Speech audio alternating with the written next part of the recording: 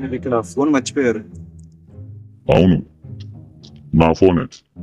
అక్కడే ఉంచండి, నేను వస్తున్నాను. సరేనండి.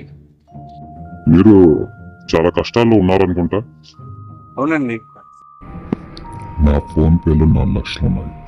కావాలనుకుంటే మీ ఫోన్ పేలో ట్రాన్స్ఫర్ చేసుకోండి. మీ కష్టాలను తీర్చుకోండి. మరి లేదు, నా దగ్గర ఇంకా చాలా డబ్బులు ఉన్నాయి. నా కష్టాలు కూడా లేవు. డబ్బులు ట్రాన్స్ఫర్ చేసుకొని నా మొబైల్ అక్కడే పెట్టండి. పాస్వర్డ్ 2025.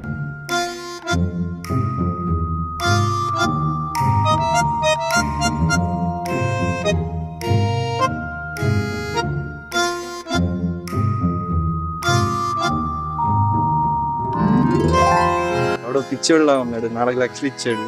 మన లైఫ్ సెట్ అయిపోయినట్టే. జాబ్ లేదు, తొక్కలేదు. 2 లక్షలతో నా కష్టాలన్నీ తీరిపోతాయి.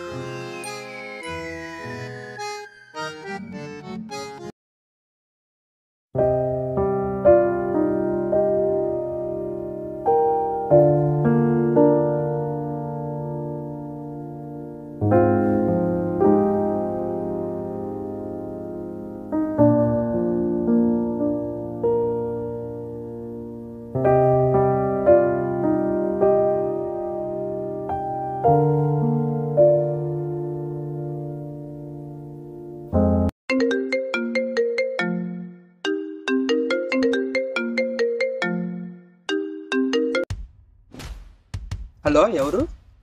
ఆ మొబైల్ నాదే. మరి ఇక్కడ ఎందుకు పెట్టారు? మర్చిపోయాను. ఓ 10 నిమిషాలు అక్కడికి వస్తాను. నా మొబైల్ మీ దగ్గరే పెట్టండి. త్వరగా రండి. మీరు మంచి బాధలో ఉన్నారనుకుంటా. మీకెందుకు అసలు? ఎవరు మీరు? ఎలా చెప్పుకోగలుగుతున్నారు మీరు నేను బాధలో ఉన్నానని?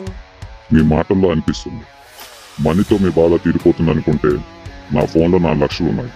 ఆ 4 లక్షలు మీ ఫోన్లోకి ట్రాన్స్ఫర్ చేసుకోండి. నేను ఒకరు సంపాదించిన సంపత్తికి కకృతి పడేవాడిని కాదు.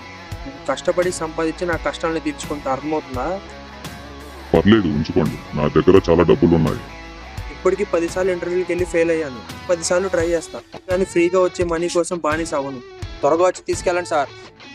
ఒక్క నిమిషం ఆగండి. చెప్పండి. You are selected. మీరు ఇందాక ఆఫీస్లో జరిగిన ఇంటర్వ్యూ కాదు, అసలు ఇంటర్వ్యూ ఇదే. You are selected job. మీ salary 4 lakhs per month. Office లోపలికి రండి. వస్తున్నా సార్.